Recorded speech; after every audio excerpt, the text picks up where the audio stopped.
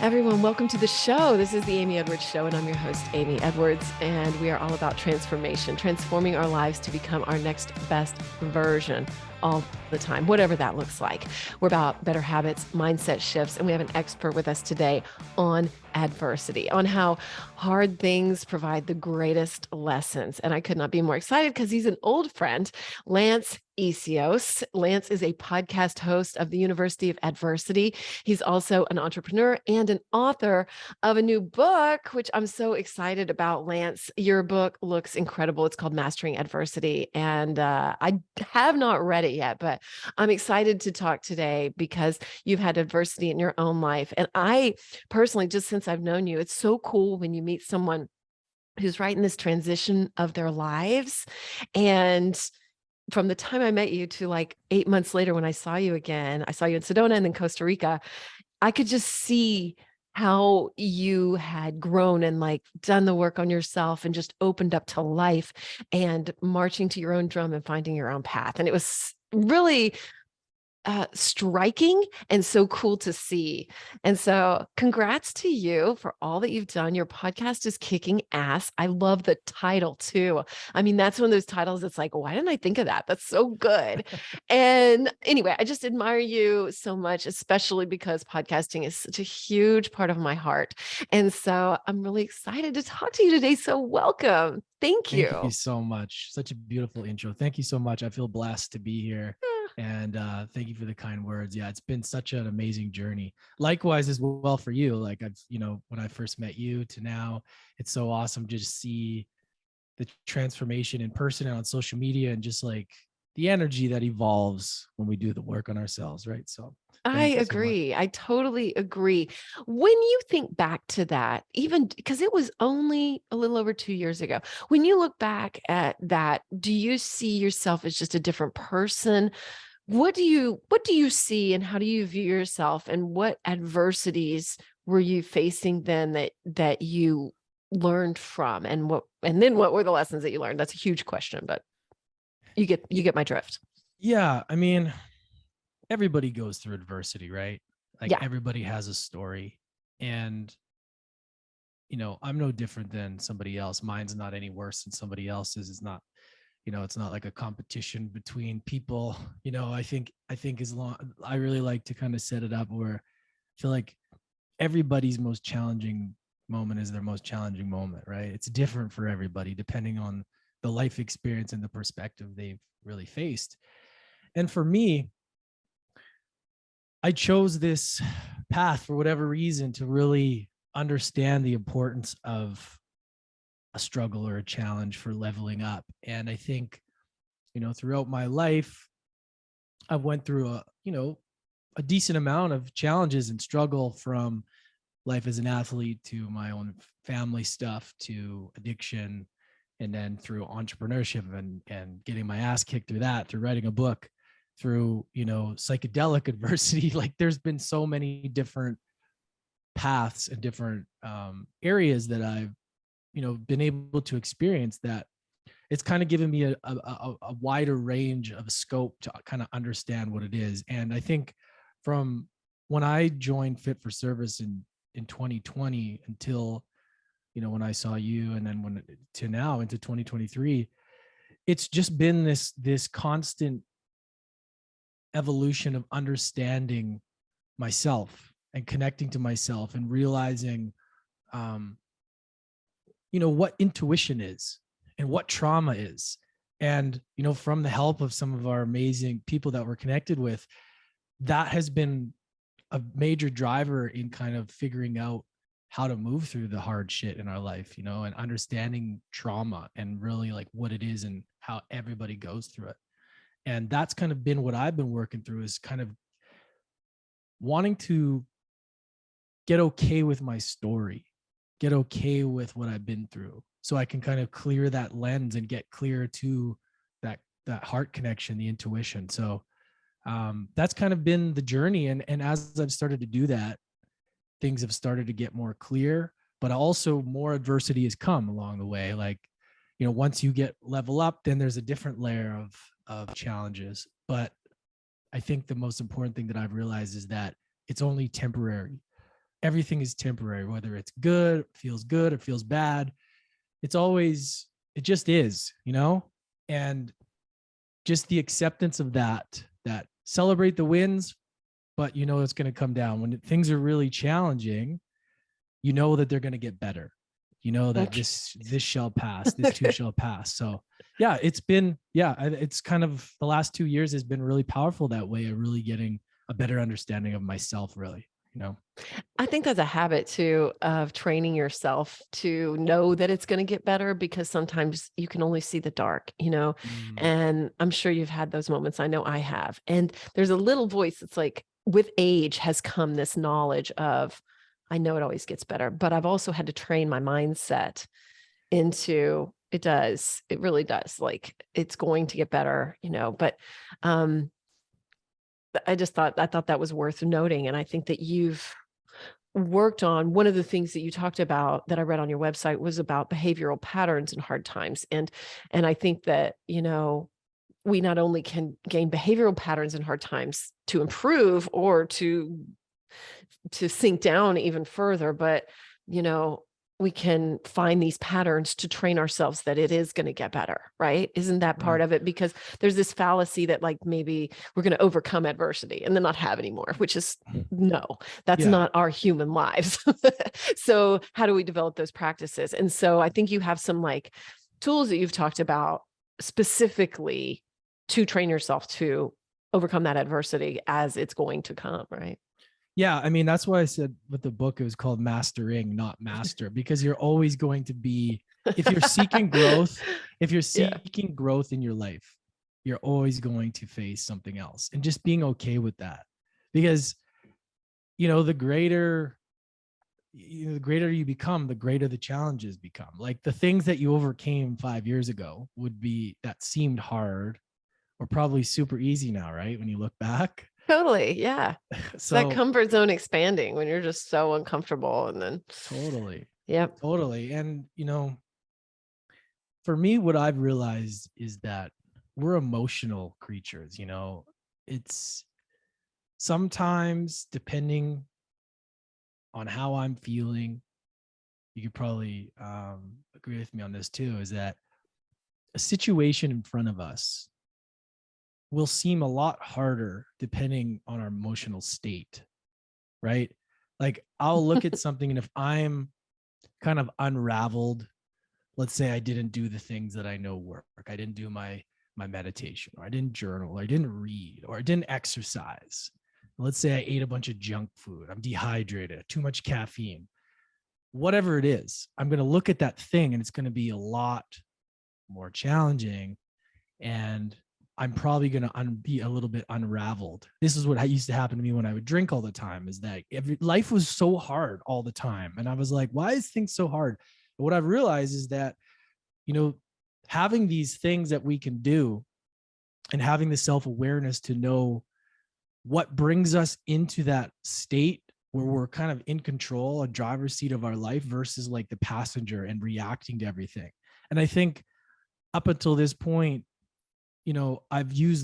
life has been kind of a journey at figuring what that is, figuring out those things that by now I try to apply now what I know works, what gets me to that level, and what takes me out of it. And I think it's really just a dance with doing more of the things that bring you to that level of feeling good, in the simplest terms, right? Like, you talk about this stuff all the time, about attracting more what you want in your life. You get what you are, not what you want. Like, you have to be that feeling good. So it's really, how do you feel good? How can you feel good every day? Like, what are the things that make you feel good, laugh, feel good, vibing? That's really what I have tried to focus on, is what gets me to that level of feeling good, so that I don't fall down these negative loops. Because it happens, especially in the entrepreneurial world or whatever you're doing. It's easy to start to doubt, and then start to look at everything in your life and be like, oh, I suck at that. Oh, that's not working. Well, nothing's working. And then all of a sudden it's like this spiral. And I've noticed that. And I'm like, wait a second, that thought isn't what I want to think. I don't want that thought. I want to change that. And sometimes that's a state change. And sometimes that's like really just understanding, what can I do right now to get out of this? Like, what is in my control? And that's kind of how I've learned it in my own life with difficult situations. It's like, how am I looking at this? What is the lens I'm looking at? Is there anything I can control right now that will help me be more empowered or look at this situation different, versus like kind of like that victim mentality? And I think it's easy to fall into that, but it's being aware to like do something that you know works for you, that pulls you out of that kind of into your body and present, and choosing the thoughts that you want. So that's kind Yeah. of what I mean, and I could ask you the same, like for you, what does that look like? Like, how Yeah. do you say a difficult situation hits, like, how does that work for you? What is the process? Yeah. It for me, like even everything you were saying, it takes training, because from what I've studied too, we have actual chemicals in our brain that we can start to enjoy the down feeling, that enjoy, like get addicted to the Mm. stress literally in our brain with chemicals.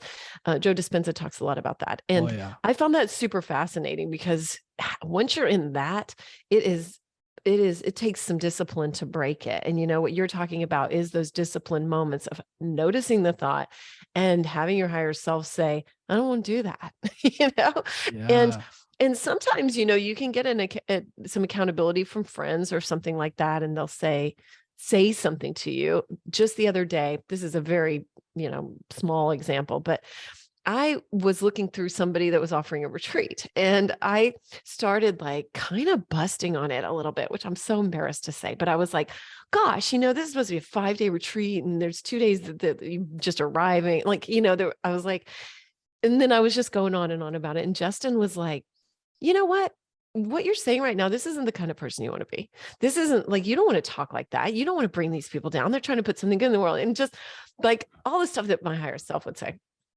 And I got annoyed. I was like, I want to talk about this right now. Like a little baby tantrum voice. And, it was like, I want to, and I realized it was that gossipy, thing that we can do as humans. And I was like, he's right. And I just shut my Yeah. mouth, and I didn't want to. I was kind of like, ugh, for being pointed out like that, but he was totally right. And as time passed in the next couple of days, I was like, I softened a lot around it, because I was like, he's totally right. I don't want to spend my time doing that. And so it's hard to break these patterns, and I still Yeah. see them come up. So if anybody is listening, like, go easy on yourself, because they're still going to come up, but how can we catch them? And Totally. then That really, awareness is so key. Like just knowing that and being yeah, that's, okay to tell that story. Like that yeah, is about being human. Like just yeah, that is being a human, because we're always going to judge. It's just about catching ourselves and going, wait a minute, and having people in our lives that will call us out on that. Be like, yeah, you're right. It's so easy to get caught up in that, and it's okay. But it's like, how long do you stay in that is what is the, when you fall off, like hmm. you spend days in that loop, that can be ugly, right? I But think just like knowing you, that. yeah, you just hit something on it. Is how long do you spend in it? So like, I'm sure you've noticed in your own life, if you were doing those, um, I don't know, not doing those, but if you were, stuck in addiction or having these cycles, it's like, how long are you going to keep going and noticing and feeling like everything's hard before you actually turn it around quicker? And Yeah. that's the trick. Like, I could have spent well, he could have joined in with me. We could have raked it over the coals, gone down a rabbit hole or something, and spent way too much of our valuable time. We were on a date night too. So we could have spent way too much of our date night in a negative space. And instead, we turned it around pretty quick. And so I'm able to do that pretty well in my life, just through training myself with other things as they come up personally when I don't have accountability. And having kids has helped me too, because I feel like I have to. That like Oh has yeah. forced me, being a parent. But if you don't have that, you've just got to find ways to bring yourself out of it a little bit quicker. And I don't know if it's, accountability through um things that you have to do or what, but when you're self-starter entrepreneur like you and me and working for ourselves, it can get a little more difficult sometimes. But my downtimes don't last as long as they used to, that's for sure. How about you? Mm. Yeah, I haven't had kids yet. Mm-hmm. Um, How old are you? Take a guess. I thought you were like early 30s or something like Well, that. thank you. That's very Yeah. kind. I'm 39, gonna be Oh, 40 okay. this next year. I was thinking maybe when we met, you were like early 30s, so maybe 35. I might have guessed on the, but 39. Okay, you've got 40 coming. Wow. Yeah, I'm excited. You know, I don't have kids yet. I don't know if I would have been able to look. I think I would have been a good dad if I was in that situation, 5, 10 years ago. But I I don't believe that I had the right foundations for myself to be a good dad at that time. Now, if that was to happen, I think I would be a lot better. I would do a lot better job. Mm-hmm. But you're right. I actually even look at kids differently now than I used to. How so? I even look at like animals and dogs. And I don't know, when I was younger, things used to annoy me a lot. Like kids would annoy me. I didn't understand kids as much. Now I'm like, man, these little humans are like so smart and connected, and they're so, now that I understand that window of like 0 to 10 or 0 to 8 and just how they're like sponges, and they're actually really smart. They just may not be able to communicate as much. And same with like animals. Sometimes dogs used to annoy me when I was younger. I don't know why, but now I see them differently. Like I have this like appreciation for them, and I look at them and like they're just different to me. And kids just I don't, it's not like this, oh shut up, you're so annoying, kid. Like it's like, oh, like I actually am curious to hear what they're saying and learn, and because they are very smart. And it's like the things that they say, they're just so pure still. Mm-hmm. They haven't been conditioned as much in the life in life, and it's just cool to like ask them questions, just see where they're at. So that has changed a lot. So I think it's probably a lot too, because I grew up as a teenager. I had a step family. I had like, my dad got remarried and had 4 kids and then another kid. It was just nightmare. So I sort of just was like, I don't want to deal with any. It was like traumatizing. So Yeah. that kind of thing was like, it really kind of was like, I don't want any kids or any of that. But as I've done the work on myself, it started to like, you know, heal that part of me. And talking about it in my book and all that, I'm like, you know what? I'm at a different place now. I look at things differently like that. And I think I'd be a good dad now. So Yeah. it's And some of changed. it, I was wondering too, if some of it is, the work to accept your own humanity might reflect in that, like the acceptance of other humans at all stages or something like that. Does that Yeah. resonate? Yeah, Yeah. for sure. I Yeah. think how we feel about ourselves, the less we judge ourselves, the less we judge everybody else. It's like that healing starts with ourselves. And that was a big lesson for me. It's like that everybody's on their own journey, and it's all about how you feel about yourself is how, what you're going to put out and how you look at things. So What are and you I doing did. for self-judgment now? Like, are you still hard on yourself? Like, how hard Yeah, are you yeah, on yourself, and what are your tactics and strategies for that? Because you have to be driven.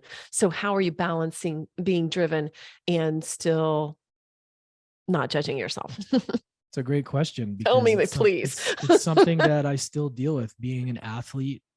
And something I also talk about in the book with my dad was like, while I was doing the healing work, I started to realize that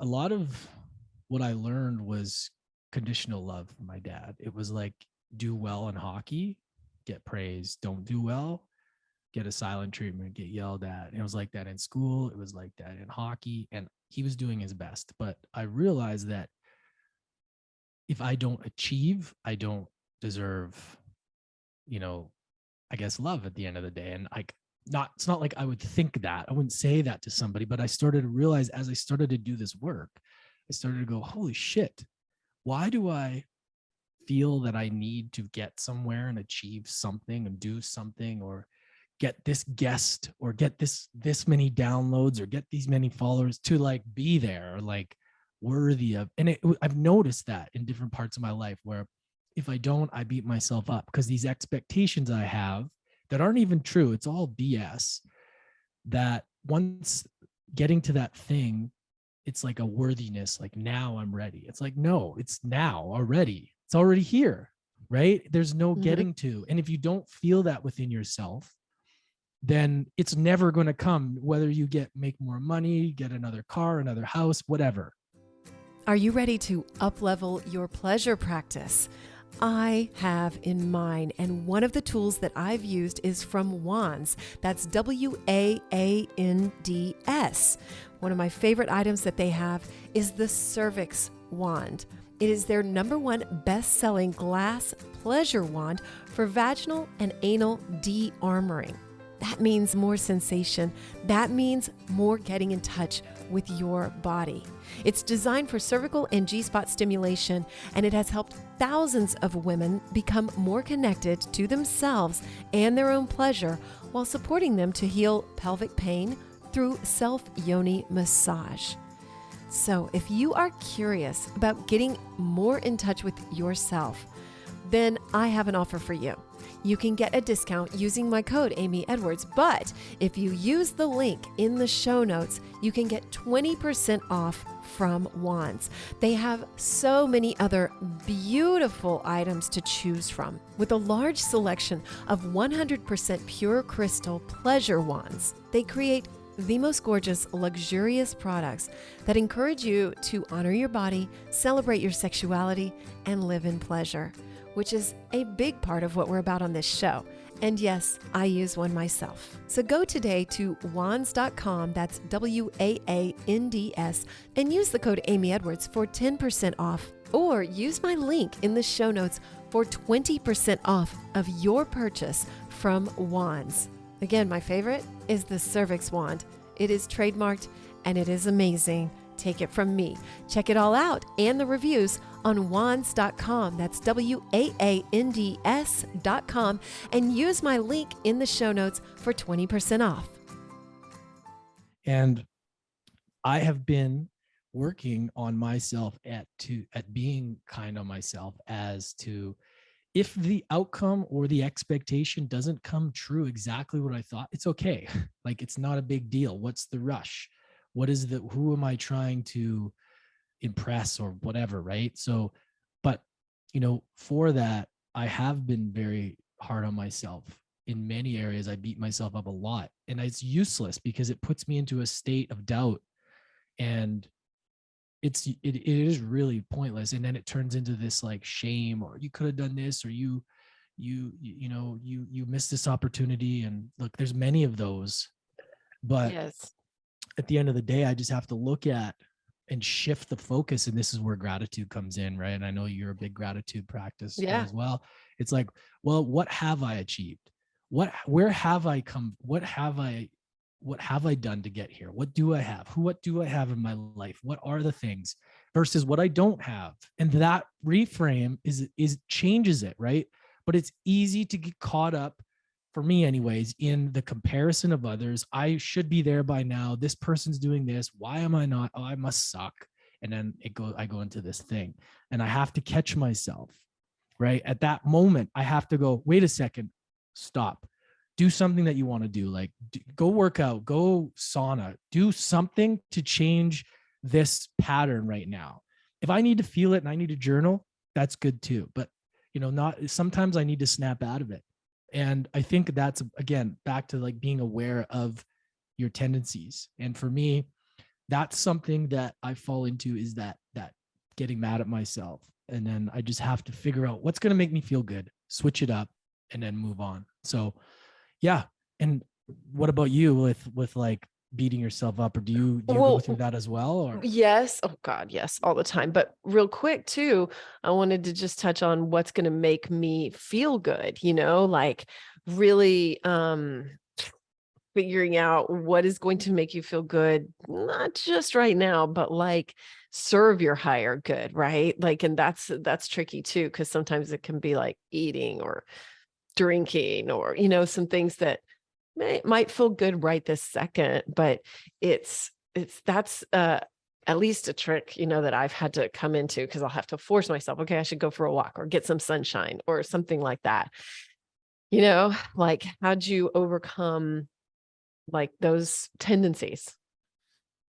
Yeah, I mean, it's kind of, you know what, sometimes it's drinking more water, something that simple. So much of it is like, let's just Seriously. drink some water. Like, let's slam some water, let's do some push-ups, let's go outside, just switch it up.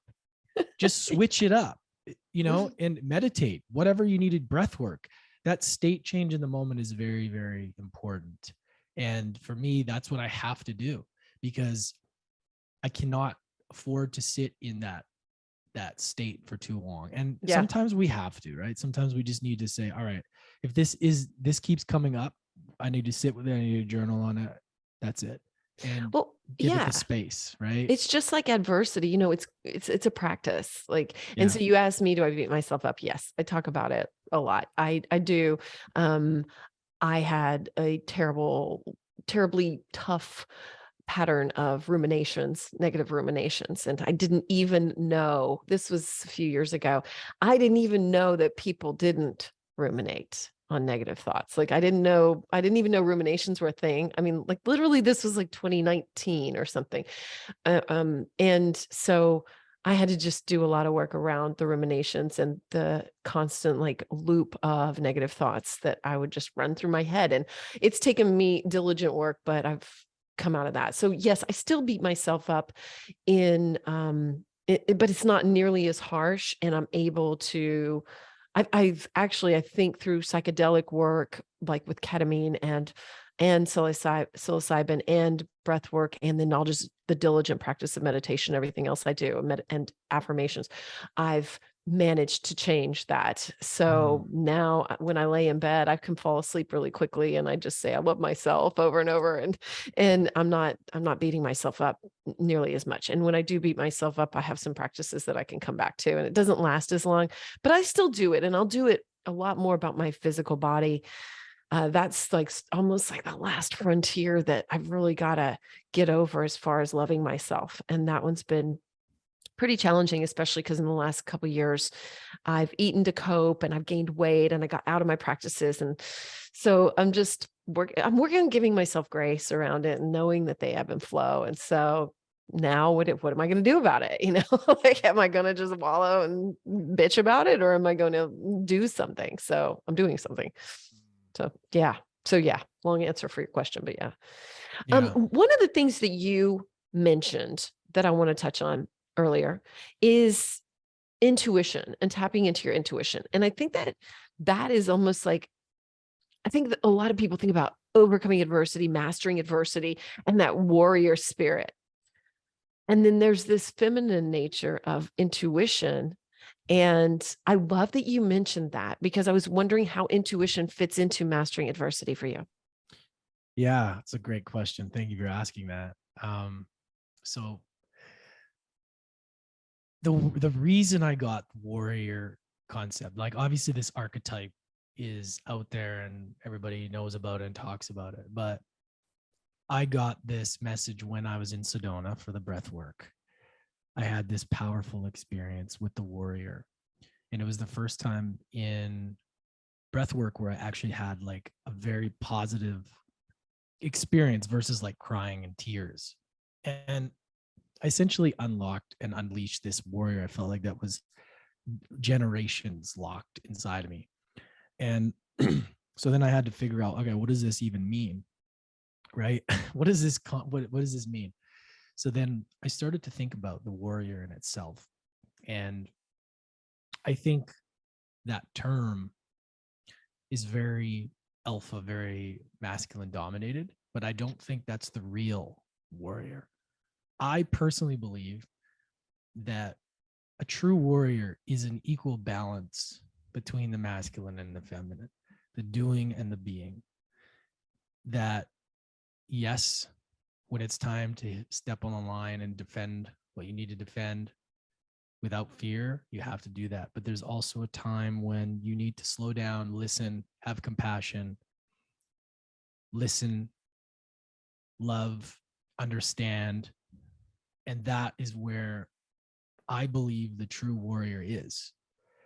I believe the true warrior archetype for me is that. And that is the whole premise of the book. It's getting to that warrior. And what I talk about in the book is that there's 4 adversity archetypes. So there's the distractor, there's the victim, there's the fixer, and there's the warrior. And the warrior, to me, I wanted to create what is the most empowered word, visual feeling that somebody can get when they're the perfect balance of the doing and the being in their life. And the warrior was the word that came to me. And that came from my intuition in Sedona. So that's the whole funny thing about it.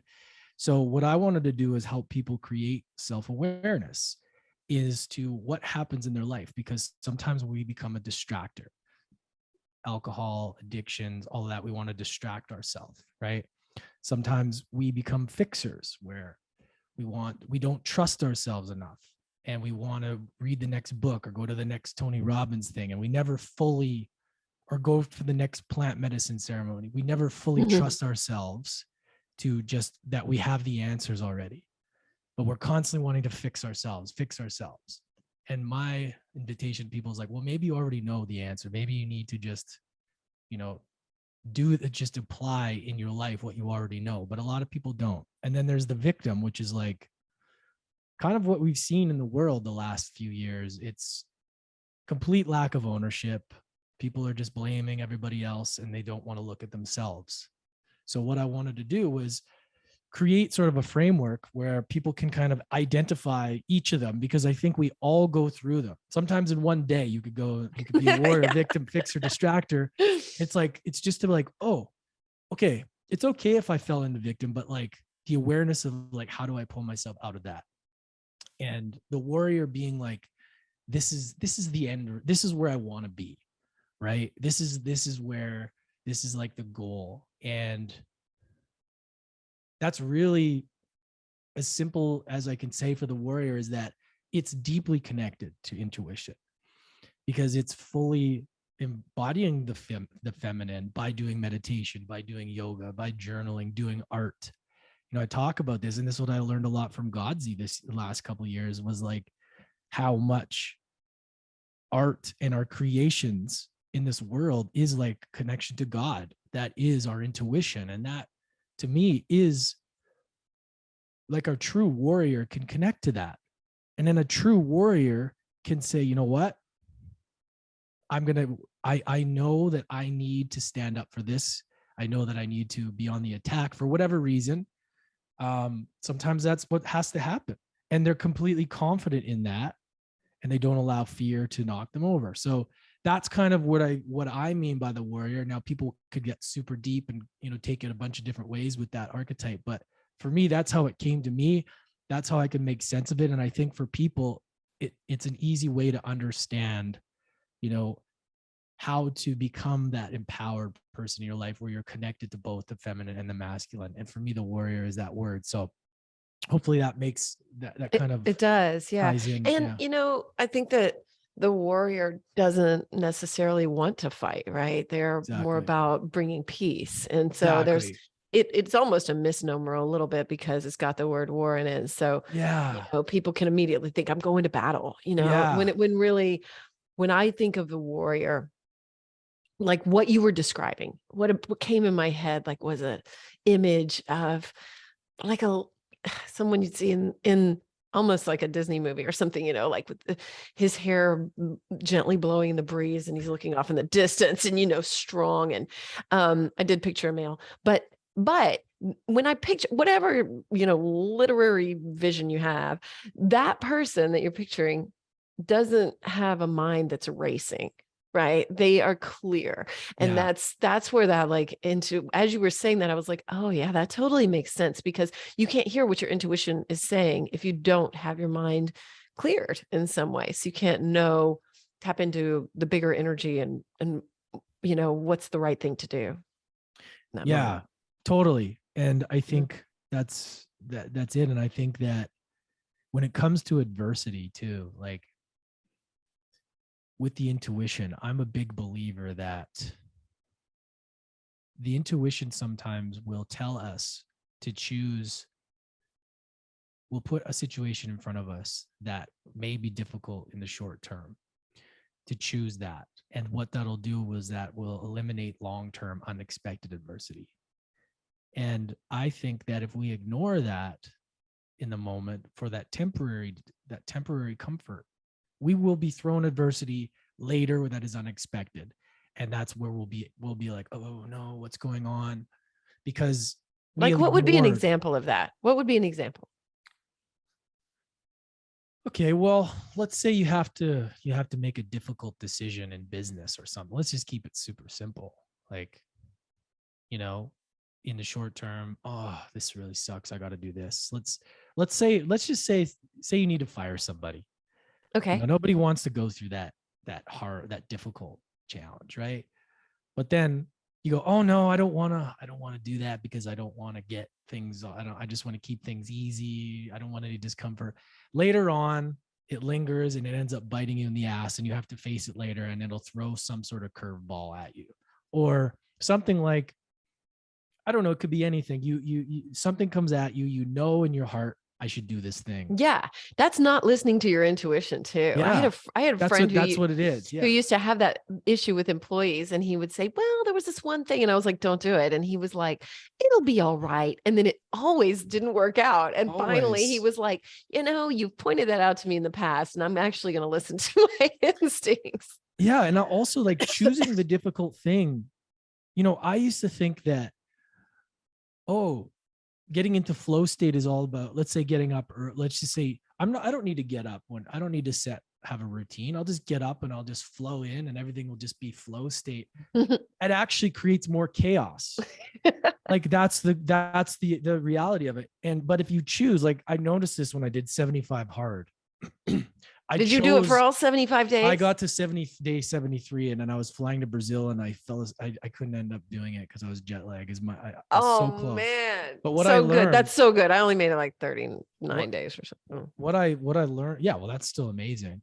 What I learned was that choosing the difficult thing that challenges us, or setting boundaries and disciplines with ourselves, whatever word you want to call it. I know some people don't like discipline as a word, or whatever you want to do, but you have to set these things where you choose something that is just a little bit uncomfortable, whether it's cold plunging, whether it's working out, whether it's meditating, some sort of discomfort.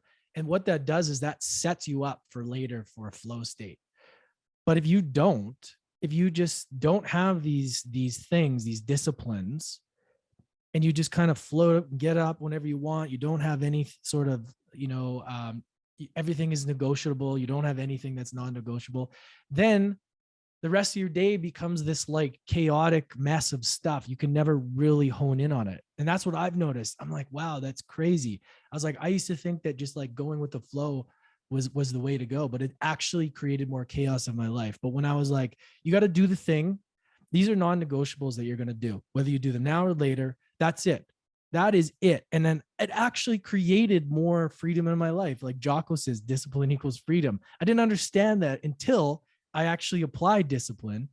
And it reminded me of the days when I played hockey, when I was like, you have to do this thing, and you do it, and then you feel accomplished, and then you feel better. And it actually opens up space for you later in your day. It's like it gives you a freedom because you've committed to yourself. And it's like saying to your higher self, I care about you. And I know that we need to set ourselves up so that we can feel better during the day. And it's like you're getting a pat on the back, like, good job.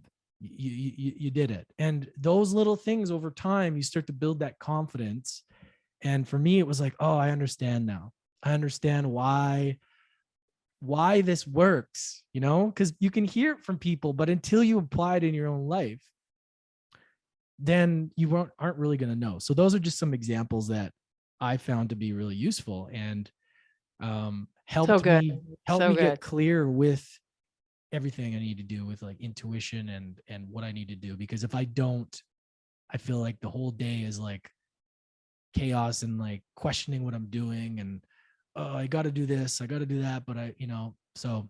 Me too. Too. I'm exactly the same way. And it always strikes me, just even listening to you talk about the way you phrased it, it's such a paradox, and everything is this paradox.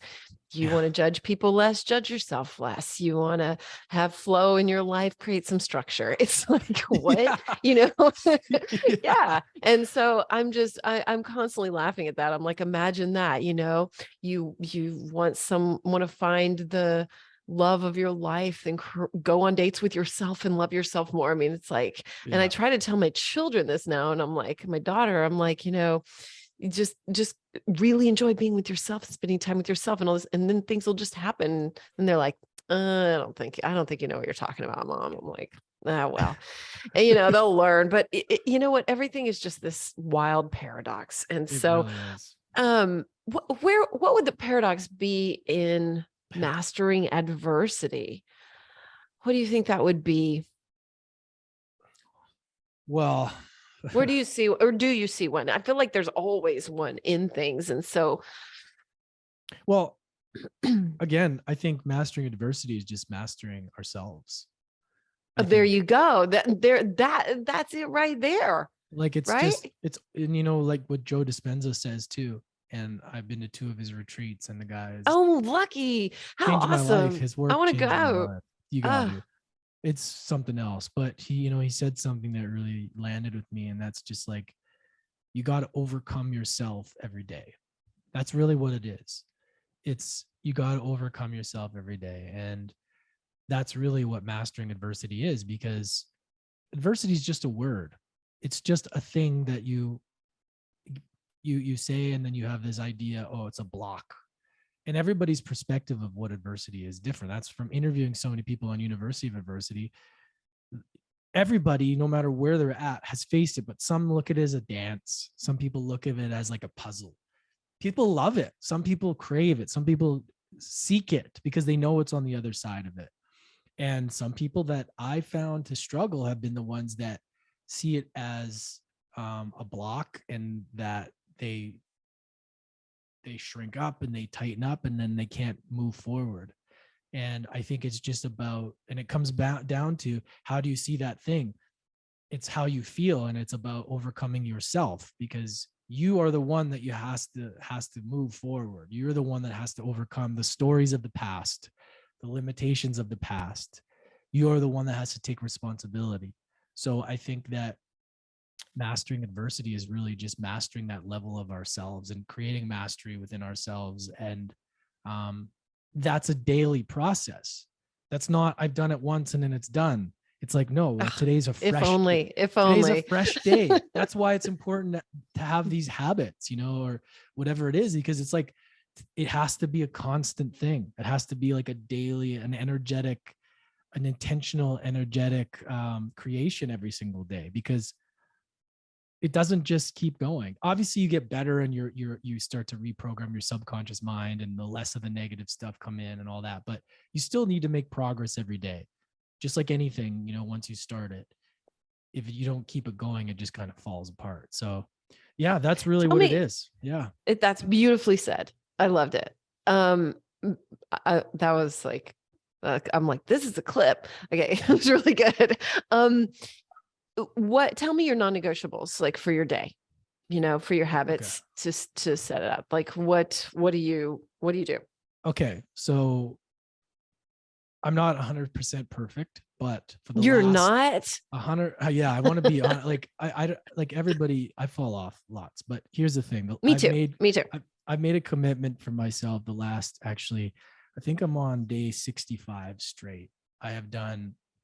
So the 3 things that I make sure that I do, and I may miss one, but I've gotten this right, is doing my journaling minimum between 20 and 30 minutes. If I don't have a lot of time, I'll make sure that I do 20 minutes of journaling. I'm a big gratitude practicer. I've been doing it. It's changed my life. So I do 10 things I'm grateful for and why. And I've been visualizing like what I want to happen in my life that it's already happened, and I'm grateful for it. Like, say, an amount of money or what I want to accomplish. Like, I'm so grateful that I get to speak on these stages because I'm able to impact more people, blah, blah, blah. And I do that. I've been doing that practice, that it's already happened. That gratitude practice. It's not like I'm grateful for my toothbrush. That's it. It's like really feeling what I'm grateful for. I'm grateful for, the partner, the queen that I've called in because we get to do all these things together. There's whatever it is. And that's what I've been working on. I've done that for about 65 days straight. I've done and then I'll do like a brain dump if there's still time left. I just like to stream of writing. Sometimes I'll write longer than 20 minutes, depending. Sometimes I'll just go off and write 10 pages. But the main thing is that I get the gratitude and I'm writing on paper. So that's number one. Number two, I have found that reading a minimum, this came from 75 Hard. I used to read 10 pages a day. Now I just kind of do 20 minutes to 30 minutes. I do that every day. And if I don't do it in the morning, I do it at night. And that has been really, really helpful, but preferably in the morning. What are you reading right now? What are you reading right now? I am reading Seat of the Soul. And I also am reading The Surrender Experiment. Oh, I like that. I listened to that one and it's great. Yeah. So I've been doing that. And then the third one is meditation. So for the longest time, I did Dr. Joe's meditations, but I just find sometimes they're a bit long. I love them, but sometimes I don't have time for an hour and 15 minutes. I love them, but I actually lately I prefer silence, just dark and silent. And 30 minutes of dark and silent, I've been getting I get a lot of insight when I do meditations. So those three things, and then some sort of movement in the day. But those three things I've been nailing lately, and I feel really, really, really good. So, connect to myself, connect to a piece of paper, and then read a book. And then those are kind of and been drinking matcha tea. Lots of water. Matcha and water, a lot of water, right? As you said. Yeah, those are so simple. A lot of simple. times we're like I said, oh, I'd love to go to the Joe Dispenza retreat or whatever. We can look at these things like that's what I need to do. Like you were talking about the fixer, and really all I talk about this a lot too, is like so many of the things that we need to overcome our get in the process of mastering adversity, are already just right here, right here. And it's wild how we as humans look for something else to fix it rather than being like, it can be so simple. It's just, it constantly blows my mind that even though I'll do it, but if we can just get into these habits. And you said gratitude has changed your life, doing this practice, like what happened? Yeah. And just to kind of add to what you were saying, I feel like when I do these things, I need less from the world, the external world, which means I feel more whole. Are you muted? I lost your sound for a second. Oh no, is it there? There. Okay. Oh, when you do these things, sorry, I lost you for a second. There you are. What another lesson that I've learned is that when I do these things every day, I feel like I need less from the world because I feel more whole and my heart is more open and I'm connected to myself, which is funny because that's when you start to get things coming into your life. Because when you need less, from the world, you already have it all, and then it starts to come in. That's the funny thing of it, right? And another paradox. Yeah, exactly. And with gratitude, look, call it cheesy or not, the book The Magic. Now that is a book that I read back in, I think, 2017.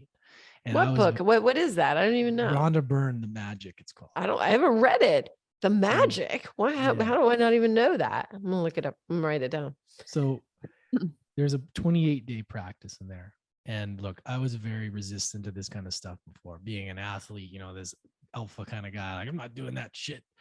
Sorry if I can't swear. But you can.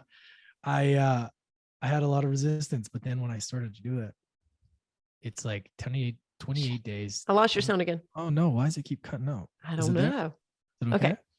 Yeah. Yep, you're back. Okay. All right. And then it's a 28-day practice. So you do the 10 things you're grateful for and why, and then there's like some sort of activity. Some of the activities are cheesy, but the whole goal here is just to build that repetition, the consistency of it. And what happens is that repetition, things started to change. I started to see things different. I started to see less of what I don't have and more of what I do, and less about judgment, more about acceptance. And it was just this weird thing that switched for me. And even something as simple as that just helped me become more of an optimistic person. You have a choice, choose optimism or choose pessimistic behavior, right? Like that's really what it is. The glass full, glass half full, half empty. It's that same thing. And that's really what helped me. And then, I did it again, and I've done it over the years. And then I just sort of turned it into my own practice where, I tweak it here, tweak it there, and do it with, it's kind of like anything you learn, right? It's about taking, because nobody's invented anything. Everybody's taken these things and turned it into their own. It's like, for me, it was like how the main thing here is, how can I do this so that I do this every day? And that's what I think important with doing a routine, is that what can you do every single day that becomes habit? That's not too complicated, because sometimes it's like, oh, I want this goal and I got to do all these crazy things. And that's why the resolutions don't work. And sometimes the goals don't work, is because it's like, that's great. But like, what are you doing every single day that's like aligned with that? Simple things. And it's just like, if you have to meditate for 2 minutes a day for a month straight, it's better than doing one meditation or two meditations a week at an hour. It's like you make more progress doing it consistently. So I've just noticed that breaking it down, and you said it's very simple and everybody can do it. And I think it is. I think that's what the key to a morning routine is. Like, how can you build that confidence with yourself daily, and make it as simple as you can until you build that momentum. And then once you can look back even a week, wow, I did all those things this week. Amazing. Like, can you do it for 2 weeks? Can you do it for 3 weeks? But most people can't. The simplest things, right? So it's like, make it as simple as you can so that you can actually do it. And I think with gratitude was just something that I did it consistently, and I started to notice how I felt. And you could probably say the same. Like, there's something really magical about gratitude. Like, it's really, really powerful. We can't measure, gravity. I don't know how gravity works. I don't know how these phones work and Wi-Fi, but we trust it works, right? Gratitude's the same. I feel like it's the same sort of energy that works. I like that. I like that comparison. Yeah, that's awesome. Yeah. That's really cool. You've touched a few times on being an athlete. So I thought that maybe we could talk just for a moment about that, because there's so much about identity wrapped up in, especially you were a hockey player, and then what happened? You had a career, and then what happened? So yeah, I was good when I was younger, and I ended up playing junior A, and I was on the cusp of kind of getting an NCAA scholarship or going pro or whatever. And my last year, I went and did a big cycle of steroids, and I didn't know what I was doing back then. It wasn't just like a testosterone boost. This was like something, big. And I wanted to get big and strong and just be able to fight and be just, the best I could be. But I didn't understand it. And I got to camp, and my coach is like, "What's wrong with you? Why'd you gain so much weight?" I gained like 25 pounds. I couldn't skate. I didn't understand. And then I just, before you know it, I was cut, and that was it. And then I just ended up playing for this like shitty team that year. And that was kind of the end of my hockey career. It was like, that one summer, instead of just being focused and training, I kind of wanted to take the easy road. And you know what? I was partying. I was distracted with girls. And as the level gets higher, you get more of those distractions, and you have this window of opportunity that is so small, and you don't realize it at the time. You think it's going to last forever. And I was just distracted by it. It was too chaotic, partying too much, two girls, and trying to take the easy way out. And it ended. So it sort of took me down a path of like, who am I after sports? Like, I felt like a nobody. I felt like an absolute failure. Because what age did you start? Oh, I started from when I was like 5 years old till I was like 21. Okay. I mean, that's massive. Everybody knew me as the hockey player. Like, that's what I was. That was my identity, right? So this is what happens to athletes a lot too, is that they become this person, and when it doesn't fail or it doesn't work out, they're like, who am I now? Like, because you don't get the validation anymore. You're just kind of a nobody. You have to start over. And you don't realize that growing up, that this could be temporary. And when it was over, I didn't know who I was. I got into partying and drugs and, you know, all of the things. And it really was tough to get out of. And you see this a lot with athletes. I think you And see it a lot with people totally, identifying with their job, identifying totally, with a lot of, totally. excuse me, a lot of different roles, even, a spouse or something like that, or in a relationship. We can lose ourselves or never have known ourselves in the first place. Yeah. Yeah. Yeah. And that is part of the thing that becomes challenging. It's like, how do we create that new identity, that new persona, you know, because we become that, we do all the things that align with that. And then we choose to do something else. And then we do all the things that align with that. And for me, there was a few phases. It was like the hockey player, then the bartender. I was a bartender for years. I got a lot of validation for that role, you know, partying, traveling all over the world, living in Australia for 5 years. But it was very toxic. I beat myself up. But it was a great way for me to kind of figure a lot of stuff out. But then again, that was my new persona. That was my new identity, was the bartender guy. And then Yeah. shifting out of that has been tough, especially sobriety, because, you know, I got a lot of feedback and validation from that role that I played in life.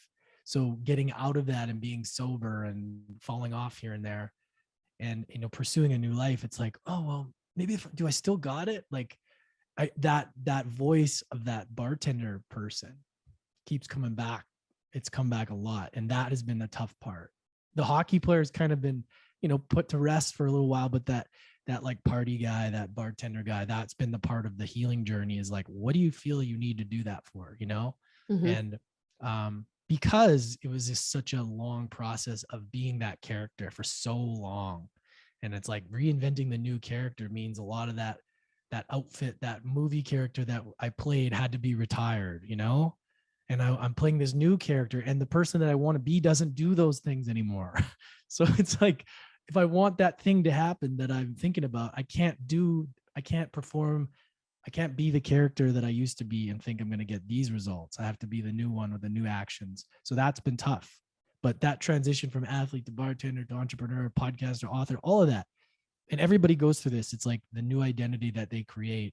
There's like that resistance of like going backwards or going to that person again. And I think it's just being okay with that and not, I think it's easy to like feel bad or regret or whatever, but it's just kind of accepting how it is in the moment, and then just doing your best to kind of figure out and align with who you want to be now through the habits and the everyday actions. So yeah, it's been a process for sure. Well, But that life-changing. brings up, yeah, no doubt. Thank you for sharing it.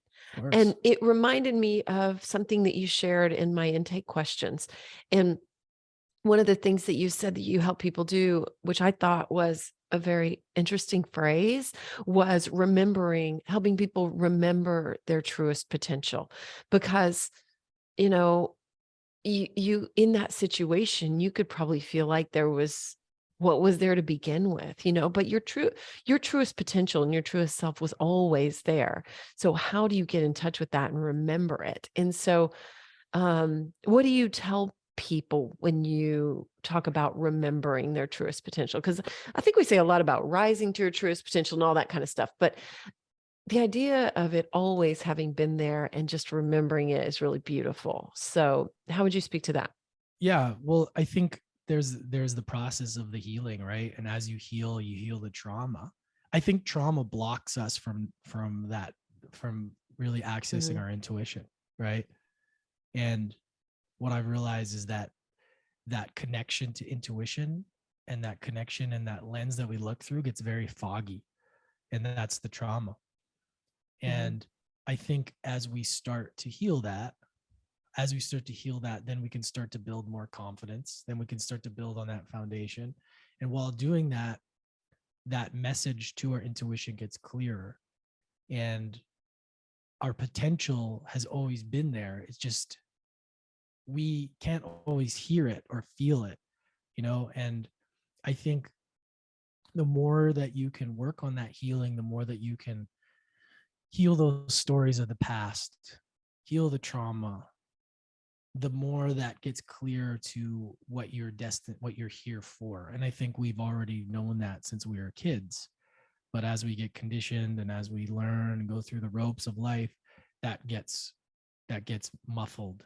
And I think the healing process is really just about clearing out that, taking a squeegee to the lens of what we see and what we feel, so that those intuitive pulses that we get clear, those impulses that we get from our intuition, and being able to make more sense of them and have them feel more as truth versus like, our ego and the stories and I should do this because of this. And it like kind of silences that and allows us to get clear. So I think it is a remembering. And again, like the last couple of years, that has been such a great question. I'm glad you brought it up, because I think it's such a true point that, again, it's not discovering your potential. I think we already know. It's just like, how can we hear it and feel what we already know the whole time? It's like a journey of unlearning to remember. Yeah, it really is. It Unlearn really it is. all to remember what's always been here. Like, Yes. it's here. Like nobody's giving you anything. All it's doing is helping you like release all the crap. And it's like, even if you're a coach or whatever, a coach is just helping you realize what you already have. It's not, they're not giving you things, they're giving you tools. But at the end of the day, you have to do the things to just clear that connection. Yeah. And I think it's different for everybody. So as I've started to do all this work, and you would probably, agree with me on this, it's like your potential starts to feel, more real, and it starts to feel more believable, and you start to feel more confident in that. And that's kind of what I hope to do with, the podcast and the book and, all the stuff that we're going to be creating this year, and just helping people realize, essentially at the end of the day, is help people get their power back. Like, we're powerful creatures, and it's just remembering that you are powerful. It's not, you just sometimes we forget, and the forgetting is the hard stuff we go through, the trauma. And once we can start to work through that, we'll start to remember. And that's really what it is remembering that power. So I love that. Yeah. Yes. Yes. Yeah.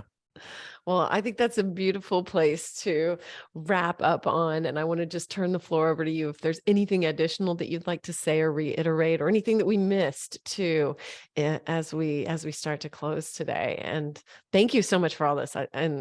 What you just said was really beautiful. I loved it. So is there anything you'd like to share before we go?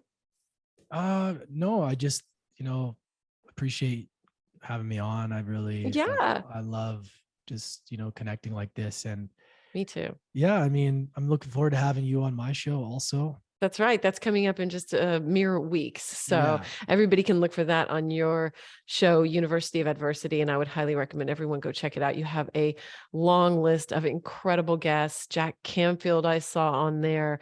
Name some others. I saw so many names that I knew. Grant Cardone, Dean Graziosi. I've had Tim Story, I believe. Tim Story, Joe DeSena from the Spartan Race. I've had Dr. Caroline Leaf, who's like a really amazing neuroscientist. Ooh, I'll have to check that out. Vylana Marcus has been on there. I think you've had Vylana too. Yeah, just like awesome people. And I just feel so blessed. Also, I want to see if everybody, your audience, I have this thing. It's for discovering your adversity archetype. It's called the Warrior Quiz. Cool. If you want to, I can give you guys the link and you can just go. It's kind of a fun way to sort of create more self-awareness. There's some questions, and I just want everybody to be completely honest with them, because, it's really important. Then you can kind of see which archetype you fall into the most. And I think it's a really helpful, useful way, and to kind of, create that. And I'd like to offer that to your listeners if they're interested. Thank you. Yes, I want to do it too. So I'll put it in the show notes. Please give me the link, and I'll put it in the show notes, and we can all do it together. And I'm sure I'm all for. I'm sure I am. Like, as you were listing them out, I was like, yeah, and all in one day, I'm sure. So thank you. And everyone can find you at Lance Essihos, which is ESSIHOS.com or lance.essihos. And those will also be in the show notes, and I'll tag you everywhere too. So I just want to say a huge thank you. This was such an enjoyable conversation. And I love when things feel simple. You know, I love the way you broke it down. And I love when things feel like, okay, that I can do, you know, I can work on myself. I can, you know, do some things that provide structure, you know, that's really incredible. I appreciate So, it. Yeah. The yeah. simplest is the better. That's always what I've realized. Like, keep it simple, consistent, and that's where the results happen. So again, thank you so much. I appreciate it. Thank you, Lance. And thank you everyone who joined today. Thank you so much for being here. If you can do all the things, it makes such a difference. Like, subscribe, rate, review, all those things. If this spoke to you in any way, and if you thought of anybody during this conversation, share it with them and have another conversation about it. You know, maybe they're an accountability person for you. Maybe it's something that you can tap into. Maybe you can do, you know, these quizzes together, Lance's quiz together, and just shine more light into your own life and to your friends too. So thank you so much for being here. And thank you again, Lance. Everybody follow Lance and check out his podcast. And I love you so much. Till next time. This has been the Amy Edwards Show from Overcome Studios. Remember to rate, review, and subscribe. And thank you so much for being here. Sign up for our newsletter at amyedwards.com.